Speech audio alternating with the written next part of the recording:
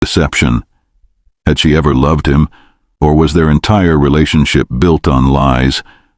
What else about their life together had been fake? As the hours passed, Michael's confusion hardened into humiliation, and his humiliation began to burn with rage. Sarah returned home around 10 o'clock that evening, driven by a hospital social worker who had tried to convince her to stay somewhere else for the night.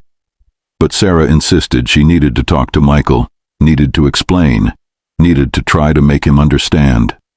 Neighbors later told police they heard shouting from the Thompson house starting around 10:30. At first, it sounded like a normal argument between a married couple. But the voices grew louder, angrier, more desperate. Sarah's voice was pleading, apologetic. Michael's voice was harsh, accusatory, filled with a pain that was audible from across the street. Margaret Chen, who lived next door, was watching television when she heard what sounded like furniture being thrown. Then came a crash that shook the wall between their houses, followed by a scream that made her blood run cold. Mrs. Chen called 911 at 11:47 p.m., reporting what she believed was a domestic violence incident in progress.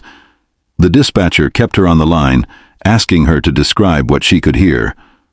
For several minutes, there was only silence. Then came the sound of Michael's voice, no longer angry but flat, emotionless, asking the operator to send the police and an ambulance to his address. When the dispatcher asked what had happened, Michael Thompson said simply, "I killed my wife." Police officers arrived at the Thompson house to find Michael sitting on his front porch, his clothes covered in blood, his hands resting calmly on his knees. He offered no resistance when they handcuffed him. He answered their questions with mechanical precision, showing them where Sarah's body lay in their bedroom, explaining that he had beaten her to death with a baseball bat he kept by the bed for protection.